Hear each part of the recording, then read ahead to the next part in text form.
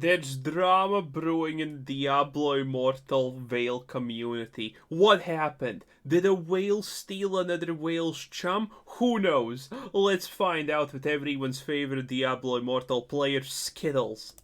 All right, ladies and gentlemen, I'm going to tell you the story about how we became an Immortal. It's a funny drama-related story and some politics involved. So if we go and we look at the Wall of Honor and we go to the leaderboard, you can see Aftershock.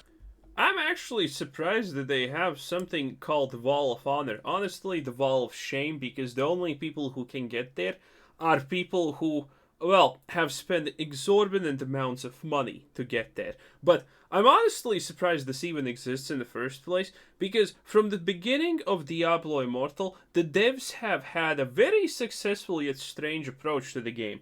And that approach has been, yeah, you give us money, we don't give a shit, we still won't update the game, we still won't fix issues, we will ignore you, we will milk you, and we don't actually care about you. So the fact that there is even a reward for being the biggest spender in the game, honestly, that's a lot already in my opinion.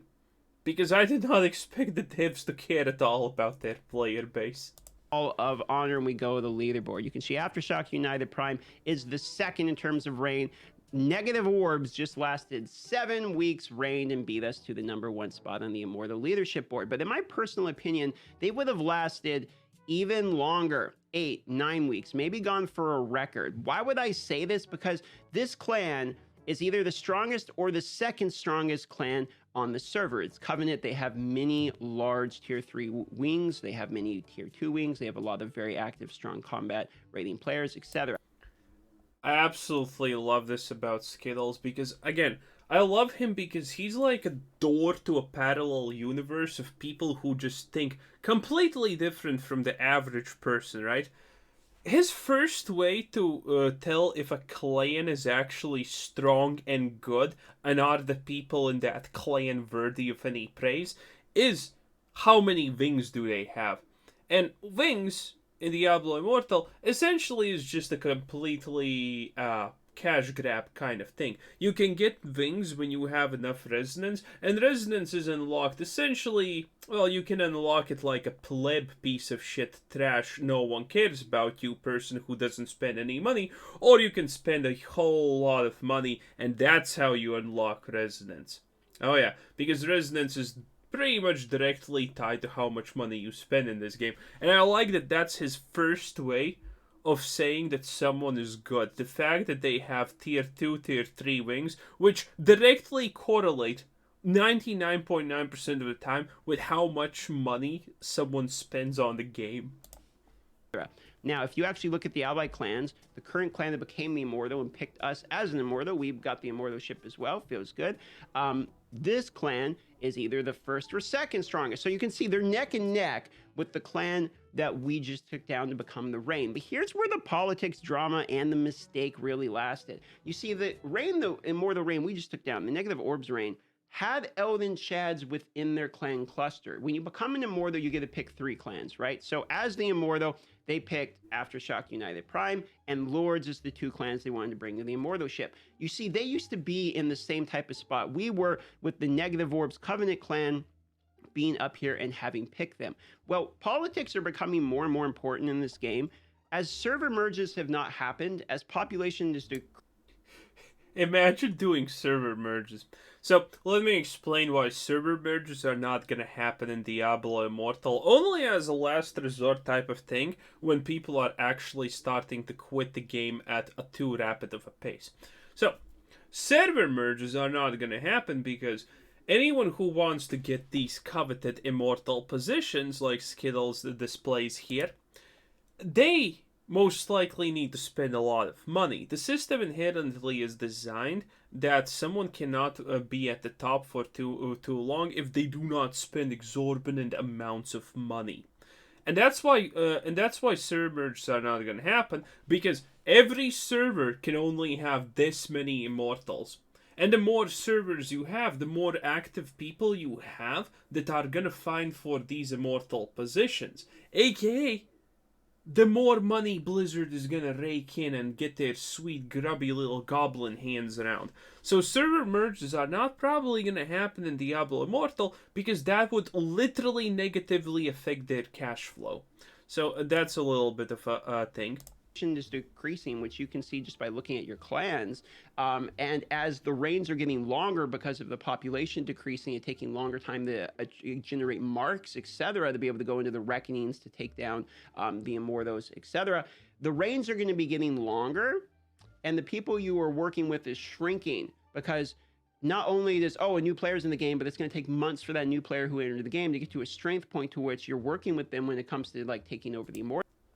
I like how he literally just casually explains this. Hey, if you're a new player coming into this free-to-play game, may I add, then it's gonna literally take you months of probably non-stop grinding because, keep in mind, from Skittles' perspective, he's looking at that a new player comes into the game and he most likely is going to be spending like upwards of 6-8 hours a day playing and grinding Diablo Immortal. But the reality is, well, that's what he does because he makes videos on this game and blah blah blah, all of that jazz. So his perspective is skewed as someone who is going to actually be spending 6+ hours a day grinding to get to that end game. In reality, for an average person, it's probably going to take twice or thrice as long as he is saying right there.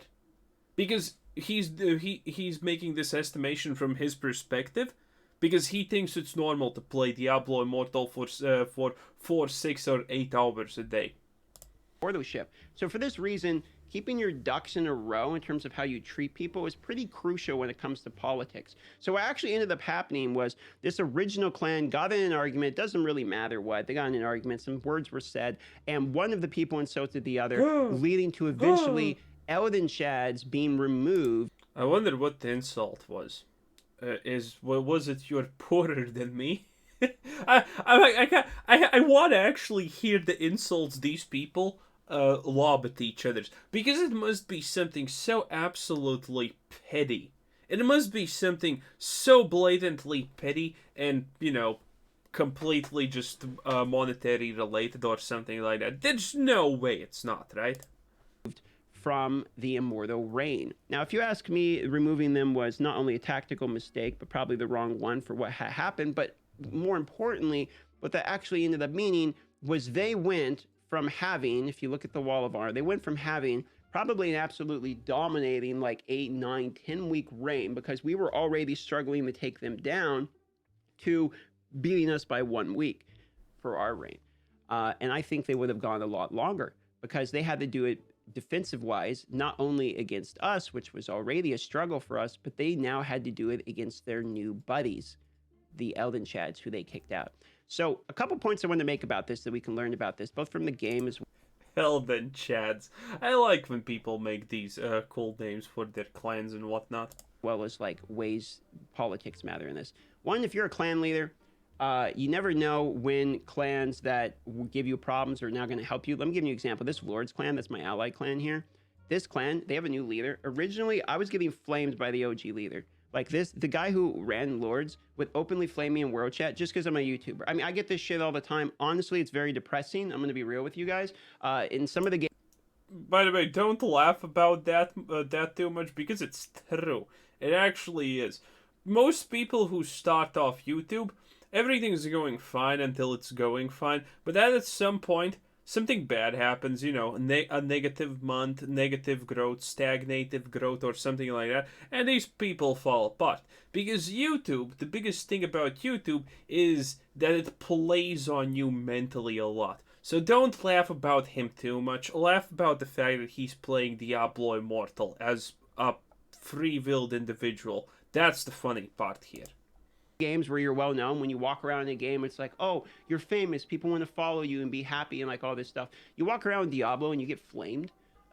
Okay, now you can actually laugh about him because he turned a normal human moment into again some kind of I don't even know what to call it, dystopian moment right there. The fact that he only wants to be famous in the game so people treat him nicely and follow him around in the game, yeah, that's a little bit okay. Okay, that's a lot egotistic, not gonna lie. Okay, Skittles, you lost me.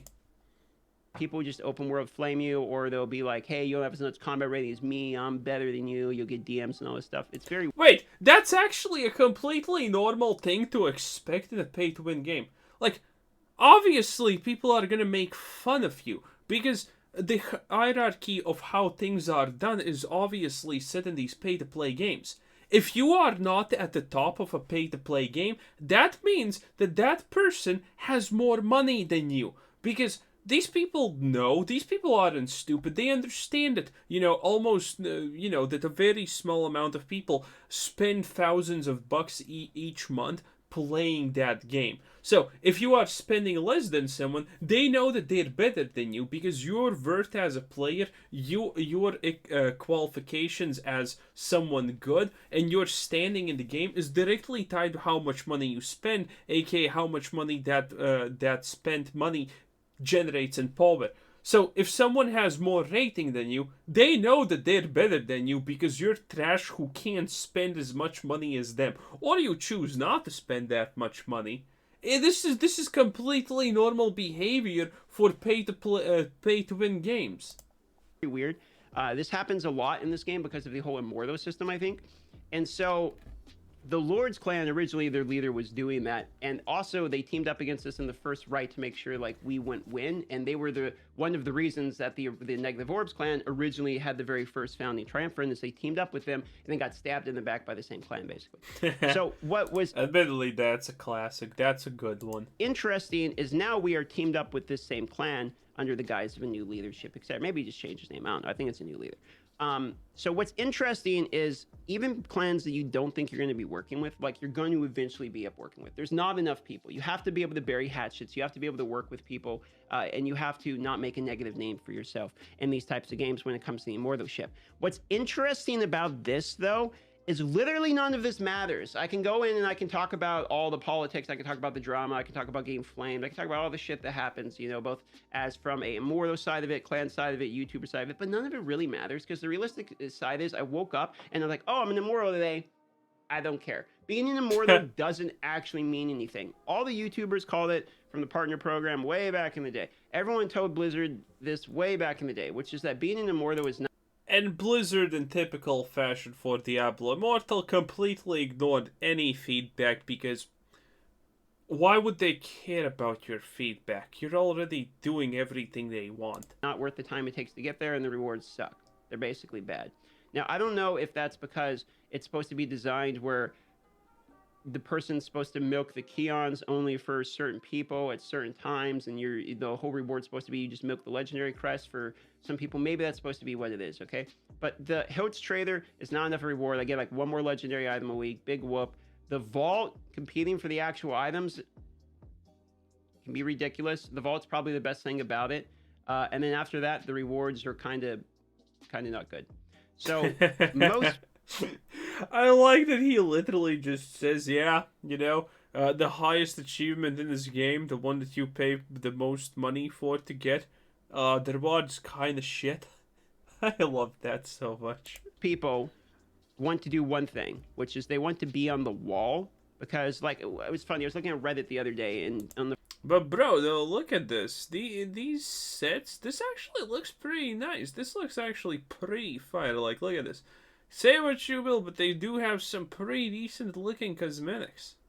Front page, someone had upvoted their screen. Or maybe it's actually not cosmetics because it looks like these two guys at the sides are kind of using the exact same thing.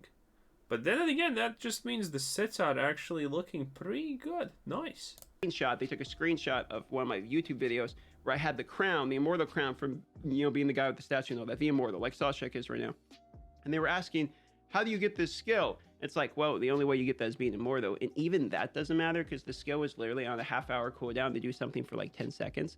So even being like, these are the guys who care. Like the guys up here, these guys care because you're on the wall, you get the cool Immortal item, all that stuff. But even There's a little bit of cope in that. Now he calls the immortal item cool, but they're what shit, you know? That doesn't really matter. I mean, I didn't really have a single time that being the actual immortal guy would have mattered. The only time it would have mattered is getting the Valor badges where you get the 20% extra. And then when I found out, like, let me show you the Valor badges, right? So being this guy right here, Sawshek the Immortal, this part matters because if you actually go and you go here and you go to Deeds of Valor badges, you can see you can get 20% increased life and damage, which is insane in PvP. You have to have exceptional and all granted, which even I wasn't. As long as it's a P, as it influences PvP, people who play Diablo Immortal, disgusting immortal veils, are gonna want this. That's the thing. Because this means that you're gonna ass blast everyone in PvP just harder. And that's kind of the goal of the game, honestly. Able to do during the Immortal because you have to play a lot. Like you have to play a lot more than I was able to. Getting 20%. This only lasts for the next 3 cycle badges. Your active badges. And this is a super smart move by Blizzard because I already know about this. So these badges cycle. So if you get an immortal badge, that doesn't mean that it's gonna be there forever. That doesn't mean that it's gonna be there for a period of time. But after a while, it's gone.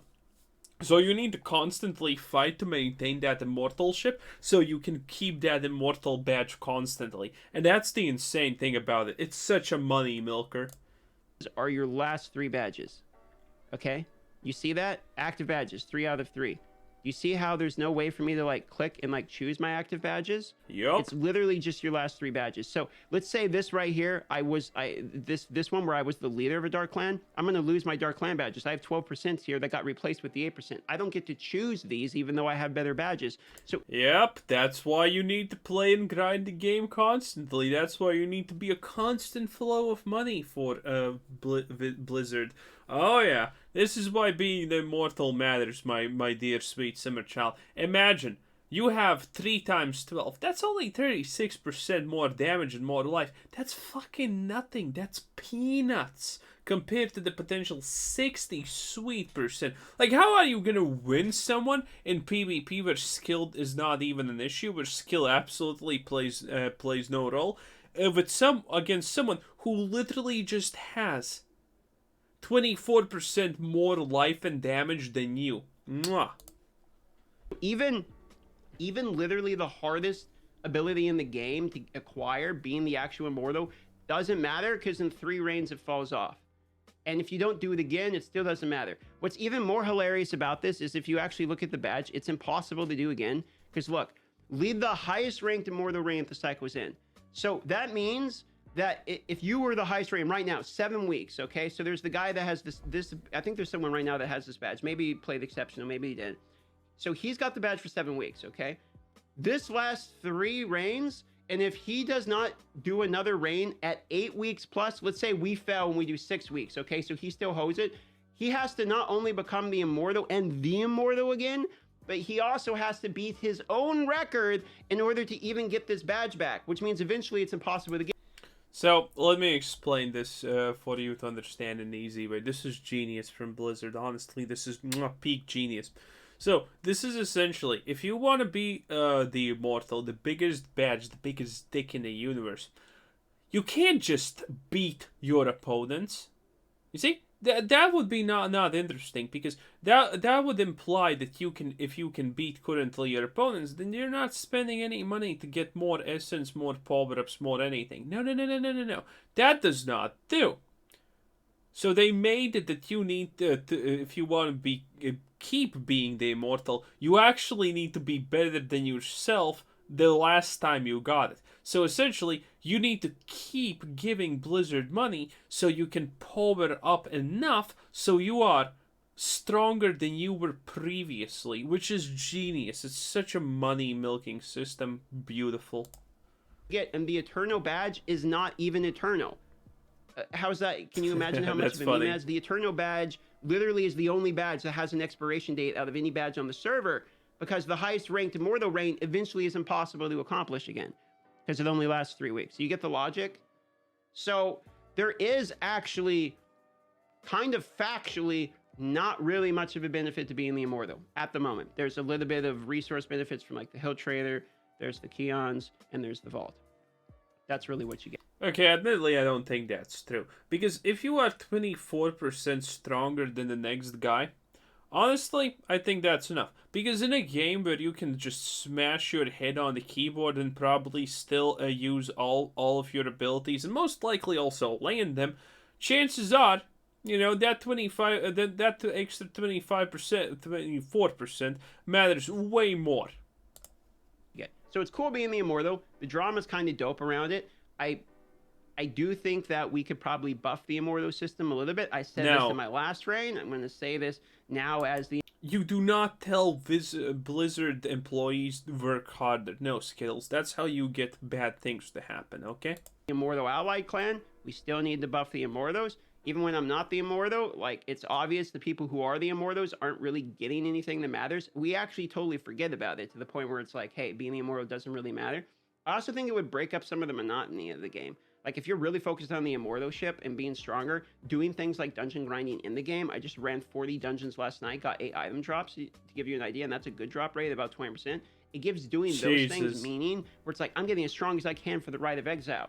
It's the other thing, the Rite of Exile used to be 4 weeks. So, as the current implementation is in the game, when you actually look at it here and you look at the leaderboard, these 7, 6, and 5 week reigns were supposed to be a major anomaly. Blizzard originally had it designed where the week's reign were supposed to be like 3 to 5 weeks, kind of at the cap. And at the last minute before the game came out, they raised it where it's like, hey, we're going to go to 7, 8 weeks. It will be possible. And it's like, okay, you can do that.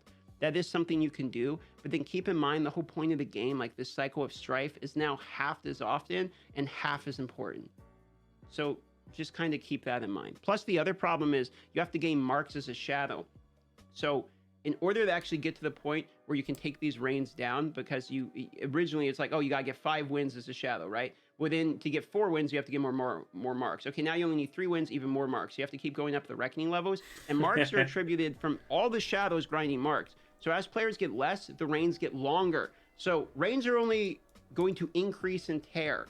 They aren't going to decrease. They're going to be getting more difficult because there's less players in the server. So we either need server merges sooner rather than later, server transfers. We need, I would say, more advertising, but this game's already advertised. Not having enough players is going to become a problem eventually. It might not. Eventually, when there's no one to pound in PvP, then it's going to become a problem. Be right now, but not having enough players will become a problem eventually with this gameplay. And I do think having the reigns be quicker would help a little bit with that. That's just one man's opinion.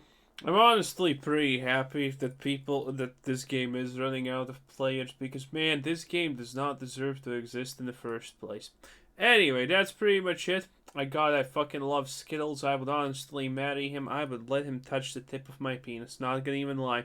He plays Diablo Immortal, and I just love it too much. Anyway, like and subscribe. Bye bye.